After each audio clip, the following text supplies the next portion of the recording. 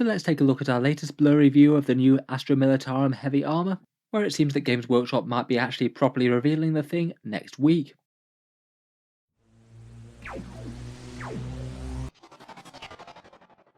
Hello and welcome back to Warspecs Tactics, where today we're just back for another quick little update on the Rogal Dorn tank, perhaps one of the most anticipated miniatures for the game for a while now, that's been rumoured for a long time, and Games Workshop seems to be so proud of this new tank that they have managed to tease it 3 different times now in various different blurry pictures, as opposed to actually showing the thing off and letting us take a proper look at the model. I did suspect that they might have shown it off at the big Guard preview, but it seemed that that one was focusing mainly on the new Cadians and the launch box contents. It looks like there's a very strong possibility from their latest hint that it's just going to get shown off in one of their Monday previews, most likely next week. As mentioned, we've also got this further blurry photo of the tank that we'll take a little bit of a closer look in a second.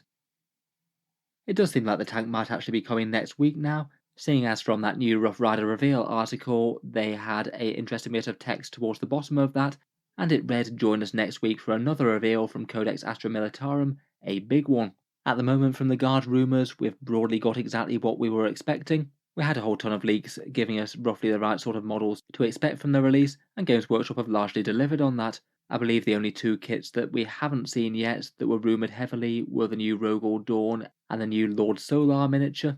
I guess as well as the Codex cover itself, which is supposed to have the Lord Solar miniature on it, which is why that hasn't been released yet. If I'd had to guess, I'm going to strongly suspect that it's going to be the tank that's going to come next, as Games Workshop do have a bit of a habit of saying that when a big reveal is coming, they are often talking about physical size of the miniature and not just in-game importance. They definitely said something very similar when we had the Orc Kill Rig come out, or the Votan Land Fortress, so based on that I think it's most likely that we're going to see the tank next week, though to be honest I'm really not going to complain if it's an awesome cavalry mounted Lord Solar, or even just the Codex cover and some more rules details would be nice at this point.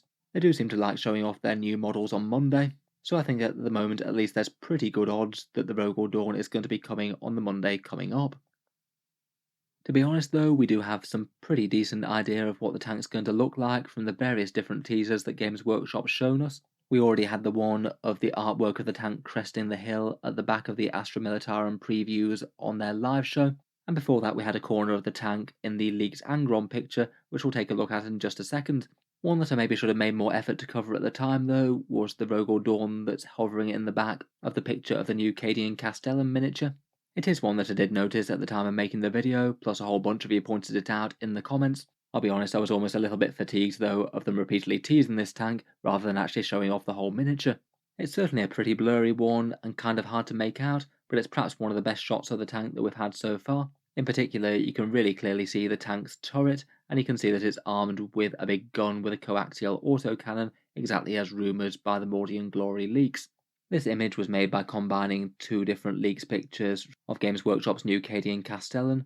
I believe it's basically a wrecked Rogal Dorn tank hovering in the background of the miniature, so it seems that not only have they got ones that are probably painted up in full style trundling around the battlefield, but they've at least taken one and broken it down to use as terrain.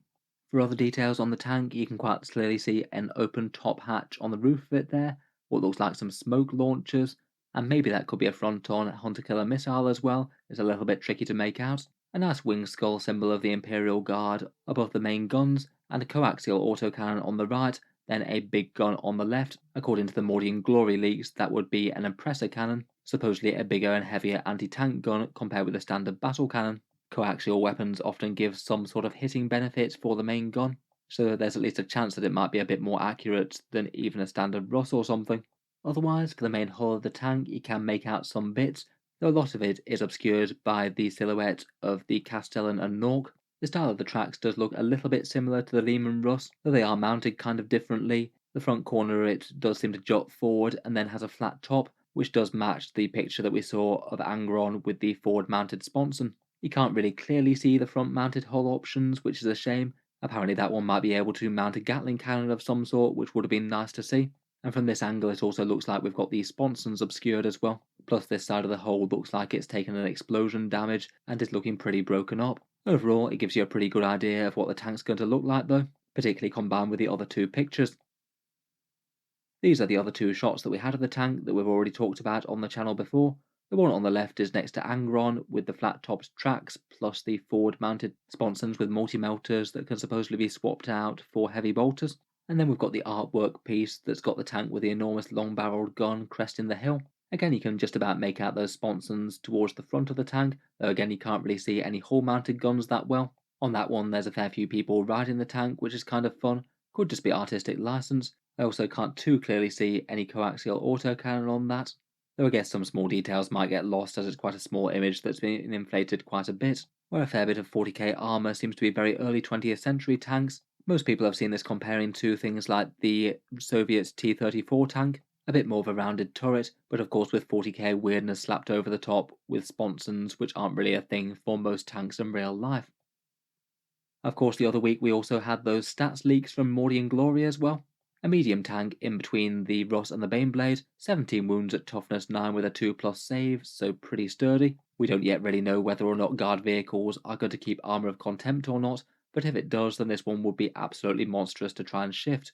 Supposedly the points are going to be around the 250 to 280 mark, and it would have 2 different turret weapon choices, both of which getting +1 to hit, which tallies with the rumoured rules for things like Lehman Russes having their turret weapons shoot a bit better.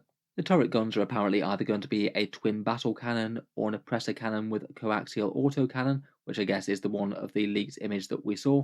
The rumoured stats for the oppressor cannon were heavy d6+3, strength 10, AP3 and damage 4, with a massive 90-inch range for puncturing enemy armour from across the side of the battlefield. Then there's another couple of weapon choices, probably hull mounted, either a castigator Gatling cannon or a pulverizer cannon. Hull mounted makes most sense to me for those, though I guess it could be pintle mounted or back mounted possibly. And then for sponsons there's the choice of heavy bolters or multi melters, and then some sort of option to take twin heavy stubbers or twin melter guns, either as pintle options or instead of those sponsons perhaps. Apparently there's also going to be an option to take armoured tracks as well, +1 save versus damage 1 weapons, and I guess that might be an option to replace the current track guards rule in the current guard codex. Kind of a shame for that one really. I'm not sure how much being protected against 1 damage weapons when you've got 17 wounds is really all that good, and at least the track guards do have a bit of a niche for things like hellhounds, things that really want to be zipping around very fast even if they're very degraded. In any case, I'm really looking forward to seeing the model unveiled in full. I'll certainly cover it on the channel, and I'm looking forward to reviewing its rules and weighing it up against the Lehman Russ once we do get the Guard Codex properly. In any case, let me know what you think of the tank, what do you make of the better picture, and what do you think our odds are of getting it properly revealed to us at the start of next week. If you've enjoyed the video and you'd like to see more, feel free to subscribe to Auspex Tactics, where I'll certainly cover the reveal whenever it comes out. And if you'd like to help support the channel, I would just like to mention that Auspex Tactics does have a Patreon page as well, which you can find links down in the video description. The channel's Patreon page is what allows me to keep on making videos like this quite so regularly, so if you are enjoying a lot, then any support is enormously appreciated. Channel patrons do get a fair few advantages, seeing certain videos early, regular votes to see what sort of things come next on the channel, and automatic entry into the regular prize giveaways with a chance to win some big model kits each month. If any of that sounds good to you, or you'd just like to help support, then the link is down in the video description. In any case, a massive thank you for listening, and I'll hope to see you guys next time.